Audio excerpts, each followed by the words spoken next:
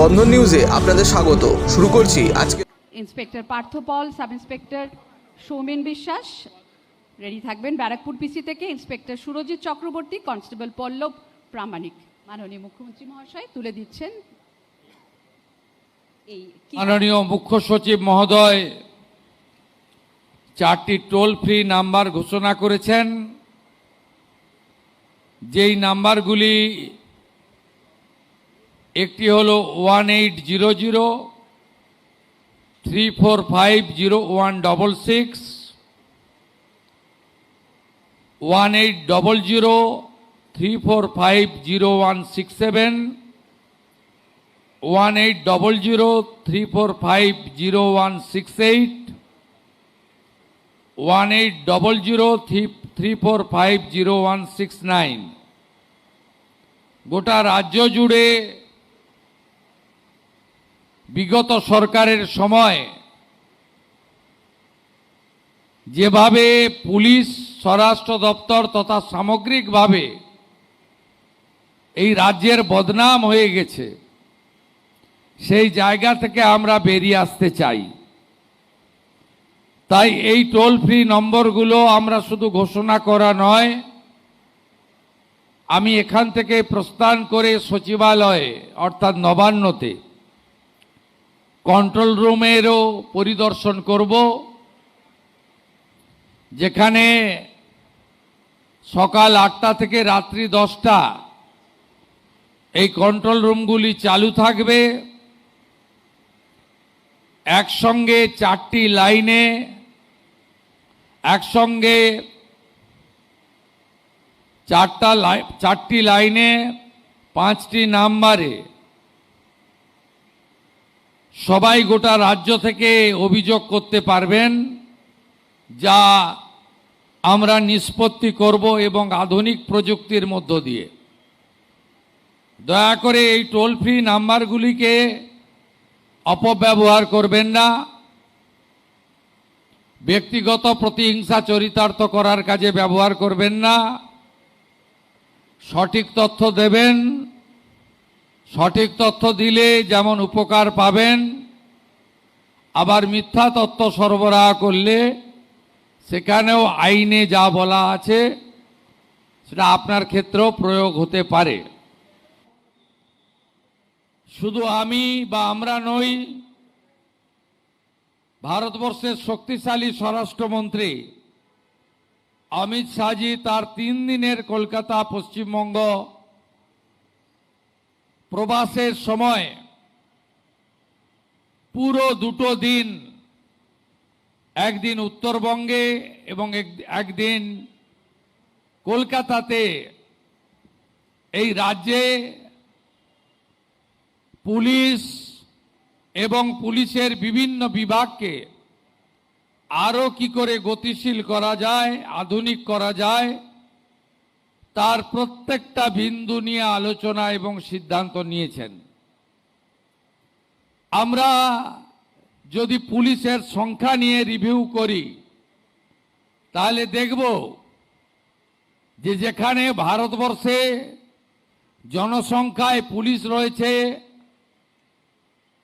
গড়ে প্রতি লক্ষে 155 জন, আমাদের রাজ্যে পুলিশ আছে 106 জন। এক্ষেত্রে আমরা উত্তরপ্রদেশের বর্তমান মুখ্যমন্ত্রী যোগী আদিত্যনাথজির নেতৃত্বে যে সরকার পরিচালিত হচ্ছে, তাদেরকে আমরা অনুসরণ করতে পারি, যেখানে লক্ষে 200 জন করে পুলিশ কর্মী উত্তরপ্রদেশে আছে। আগামী কয়েক বছর পর্যায়ক্রমে 1 লক্ষ নতুন পুলিশ কর্মী নিয়োগ হবে। ইতিমধ্যে 47,000 ভ্যাকেন্সি আমাদের মধ্যে আছে। আমরা ওবিসির যে জট সেটা কাটিয়ে উঠতে পেরেছি বিধানসভার বিল এনে, এবং সুপ্রিম কোর্ট থেকে পশ্চিমবঙ্গ সরকার এক্সিট করে গেছে। আমাদের যে 14,000 পুলিশের কনস্টেবলরা ট্রেনিং নিয়ে বসে আছে কাজে যোগদান করার জন্য, তাদেরকে আমরা আসন্ন দুর্গাপূজার আগেই কাজে লাগাতে পারবো। আপনারা অনেক পিছিয়ে আছেন, পিছিয়ে আছেন মানে কর্মকুশলতায় নয়, দক্ষতায় নয়, অভিজ্ঞতায় নয়, একাগ্রতায় নয়, কর্মনিষ্ঠায় নয়। আপনারা পিছিয়ে আছেন পরিকাঠামোগত এবং সরকারের বিভিন্ন সাহায্যের ক্ষেত্রে। আমি মাননীয় ডিজিপি সাহেবকে বলেছিলাম, আপনাদের গাড়িগুলোর ইন্স্যুরেন্স থাকে না, অ্যাক্সিডেন্ট হলে পথচারী হোক, পুলিশ কর্মী হোক, কোনো ইন্স্যুরেন্স বেনিফিট পায় না। তিনি বললেন যে স্যার মিনিমাম 1 বছর লাগবে। সব গাড়িরই একই অবস্থা, সব 15 বছর পেরিয়ে গেছে। তা আমরা ধীরে ধীরে 4000 পুলিশের গাড়ি আছে, আমরা পর্যায়ক্রমে পরিবর্তন করব এবং আধুনিক যানবাহনের ব্যবস্থা করব। পুলিশের দক্ষতা আরো বাড়ানোর জন্য গুজরাটের রক্সা ইউনিভার্সিটির সঙ্গে এগ্রিমেন্ট, ওখানে টিম পাঠানো। এরপরে মাননীয় কেন্দ্রীয় স্বরাষ্ট্রমন্ত্রীর বিশেষ উৎসাহে আমাদের আসামের তেজগাঁওয়ে বিএসএফ এর যে পুলিশ ট্রেনিং ইনস্টিটিউট রয়েছে, সেখানেও আমরা ফেজ ওয়াইজ পাঠাবো আপনাদের নতুন নতুন ইনোভেটিভ আইডিয়া এবং ইত্যাদি জানার জন্য। আপনাদেরকে আমি যদি বলতে শুরু করি অনেক সময় লাগবে। এখানে এসআইএ গঠন করার, এনআইএ এর মতো এসআইএ গঠন করার সিদ্ধান্ত হয়েছে, আধুনিক পরিকাঠামো তৈরির সিদ্ধান্ত হয়েছে এবং আধুনিক আপনাদের অস্ত্র থেকে শুরু করে আধুনিক নানা জিনিসপত্র থেকে শুরু করে ভারতীয় ন্যায় সংহিতার সমস্ত ধারা, উপধারা এবং সুপ্রিম কোর্ট, হাইকোর্ট, মানবাধিকার কমিশন, এসসি এসটি কমিশন, আপনাদের বিভিন্ন গাইডলাইন সম্পর্কে আমরা আরো সুশিক্ষিত, প্রশিক্ষিত এবং জ্ঞানার্জনের জন্য নানা উদ্যোগ গ্রহণ করেছি। খুব দেখছিলাম, আমি চাই না, এক তো আমি দড়ি বন্ধ করেছি, অনেক জায়গায় দড়ি টড়ি দিয়ে দেয়। মিনিমাম আমাদের টাইম থাকে তো কাজের, ওই 2-4 মিনিট একটু পাস করিয়ে দিলেই হয়, বেশিক্ষণ আটকে রাখতেও না বলি। কিন্তু আমার ভীষণ দেখে খারাপ লেগেছিল, এই 2-3 সপ্তাহ খুব বৃষ্টি হচ্ছে কলকাতাতে, সব ভিজছে, ভাঙা ছাতা, ভীষণ ভিজছে। আমি ডিজিপি সাহেব, সিপি সাহেবকে বললাম যে এরা তো আমার জন্য জ্বর হবে, এদের শরীর খারাপ হবে, ঘন ঘন ক্যালপল খেতে হবে। অতএব আমি তখন এই দুজনকে ডাকলাম, এনকেডি আর ইটকো, বললাম আপনাদের ওন ফান্ড থেকে আপনারা কলকাতা পুলিশ আর রাজ্য পুলিশের ট্রাফিকের লোকদের আর যারা রুট লাইনিং করে তাদের জন্য ভালো ছাতা, রেনকোট আর গামবুট একটু ব্যবস্থা করে দিতে পারবেন? ইনারা মুখ্যমন্ত্রী বলছেন, না বলার উপায় নেই, হ্যাঁ বললেন, হ্যাঁ হাসি মুখে হ্যাঁ বলেছেন। মন্ত্রী অনুমোদন দিয়েছেন, অগ্নিমিত্রা পাল, তাকেও ধন্যবাদ। তা সেটা আজকে আমি এখানে আপনাদের কাছে দিয়ে গেলাম। এটা আমার একটা মানবিক প্রয়াস, আমি নিজের চোখে দেখেছি, অন্য কিছু না। আর মুখ্যমন্ত্রী খালি হাতে আসবে ভবানী ভবনে, এটা হতে পারে না, কিছু তো দিতে হবে।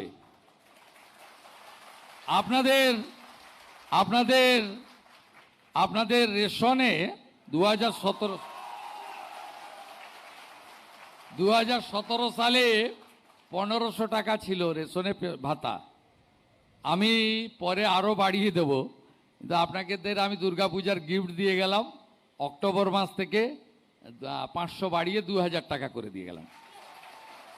সবাই ভালো থাকবেন সবাই, এরপরে আরো দেখে দেবো, ভালো করে কাজ করবেন। খুব কম খরচে বিশ্বমানের আধুনিক চিকিৎসার হুগলির মিডল্যান্ড নার্সিংহোমে বাংলার বিশিষ্ট চিকিৎসকরা এই নার্সিংহোমে রোগীদের চিকিৎসা করেন। জটিল রোগের চিকিৎসার জন্য রোগীদের আর দক্ষিণ ভারত যাওয়ার দরকার নেই। হুগলির মিডল্যান্ড নার্সিংহোমে পাওয়া যাবে বিশ্বমানের আধুনিক চিকিৎসা পরিষেবা।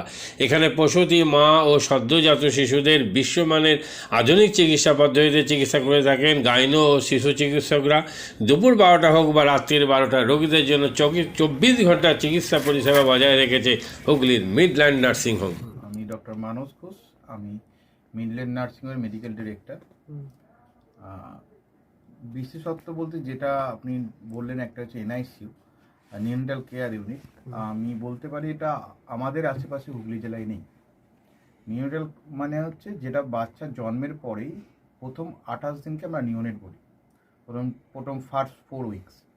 তো এই সময়ে বাচ্চাদের সমস্ত রকমের চিকিৎসায় বলুন বা তাদের দেহের গঠন বলুন বা তাদের রোগগুলোই বলুন, সেগুলো সবগুলো অন্যান্য বাচ্চা মানে তার থেকে বড় বাচ্চার থেকে কিন্তু অনেকটাই আলাদা।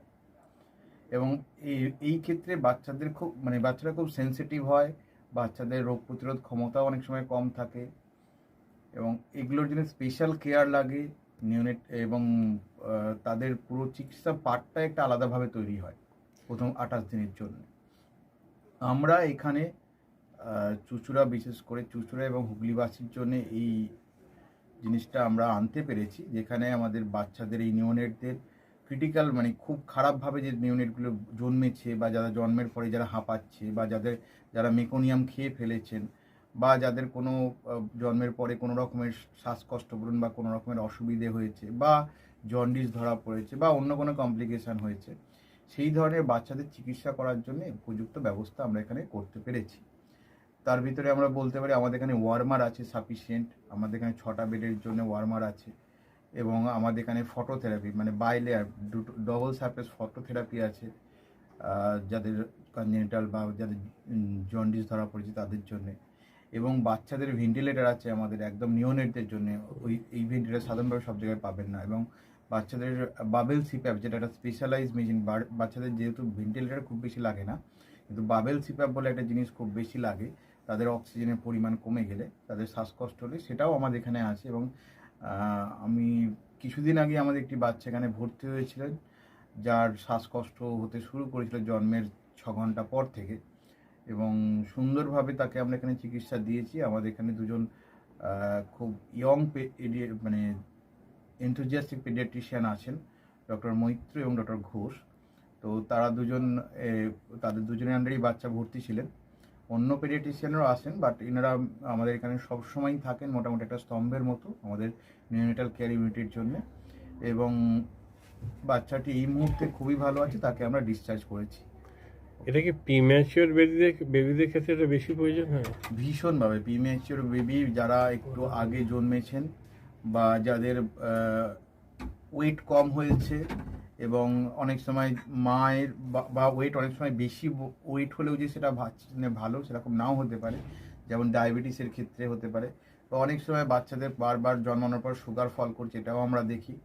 অনেকগুলো কারণেই যেগুলো জন্মের পরেই যে সমস্ত সমস্যাগুলো হয় সেগুলোর জন্য এরকম স্পেশালাইজড ইউনিট দরকার হয়, নিউনেটাল কেয়ার ইউনিট, এবং সেটা আমরা এখানে করতে পেরেছি। প্রথম কথা হচ্ছে জীবনের দাম সব থেকে বেশি, ঠিক আছে, এবং যে মা 10 মাস তার বাচ্চাটাকে গর্ভে ধারণ করেছেন, তার জন্যে সারা পৃথিবীর সব থেকে মূল্যবান জিনিস বা সেই বাবাটির জন্য কিন্তু সেই শিশুটি। রিগার্ডিং কস্ট যদি বলেন, আমরা এমনিতে একটা মফস্বল এলাকাতে থাকি এবং আমাদের পুরো নার্সিংহোমটাই মফস্বল এলাকাতে। আমরা সেটার কথা মাথায় রেখে আমাদের যে সমস্ত কস্টগুলো রেখেছি, এবং এই যেটা বললাম কয়েকদিন আগেই আমাদের একটি বাচ্চা যাকে হঠাৎ করে শিফট করতে হয়েছিল নিকুতে, সেই চিকিৎসা পেয়ে গেল। তার বাবা মা দুজনেই খুব স্যাটিসফাইড। আমাদের যে ফেসবুক পেজ আছে, সেখানে আপনারা তাদের কথা শুনলে বুঝতে পারবেন, এবং কস্ট যথেষ্ট রিজনেবল। আমি একেবারে কম বেশি এরকম বলবো না, আমি বলবো রিজনেবল। আমাদের মফস্বলের জন্য যেটা হওয়া উচিত সেই রকমই করা আছে। হুগলির কোদালিয়ায় জাতীয় যুব কম্পিউটার সাক্ষরতা মিশন স্কুল পড়ুয়াদের পাশাপাশি তরুণ প্রজন্মের কাজে স্বনির্ভর হওয়ার জন্য বিশ্বমানের কম্পিউটার প্রশিক্ষণ কেন্দ্র। এখানে ক্লাস 3 থেকে ইঞ্জিনিয়ারিংয়ের কম্পিউটার কোর্স পর্যন্ত প্রশিক্ষণ দেওয়া হয়। এই হুগলির কোদালিয়া জাতীয় যুব কম্পিউটার সাক্ষরতা মিশন প্রশিক্ষণ কেন্দ্র থেকে কম্পিউটারের প্রশিক্ষণ নিয়ে দেশে বিদেশে অনেক ছাত্রছাত্রী আজ প্রতিষ্ঠিত। স্বল্প ফিতে ছাত্রছাত্রীদের বিশ্বমানের কম্পিউটার প্রশিক্ষণ দিয়ে এই কেন্দ্র এক বেঞ্চি দৃষ্টান্ত সৃষ্টি করেছে। বন্ধন নিউজে ক্যামেরায় ধরা পড়ল সেই দৃশ্য। নমস্কার, জাতীয় যুব কম্পিউটার সাক্ষরতা মিশন কোদালিয়া, আমি জুনিয়র ফ্যাকাল্টি। এখানে ক্লাস 3 থেকে ইঞ্জিনিয়ারিং অবধি সমস্ত রকম কোর্স করানো হয় এবং তার সাথে সাথে প্রফেশনাল কোর্স যেমন C, Java, Power BI, Tally, GST, web development, app development, Power BI etcetera সব রকমের কোর্স করানো হয়, কম্পিউটার কোর্স করানো হয়। এখানে ইংলিশ মিডিয়াম এবং বাংলা মিডিয়ামে দু রকম স্টুডেন্টেরই সব রকম কোর্স করানো হয়।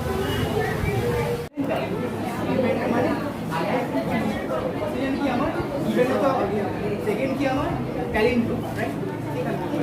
আমি এখানে কি করলাম, এই পার্টটা বার করছি কাকে এই পার্টটা first while loop is for the sum of digits and the second while loop is for the reverse.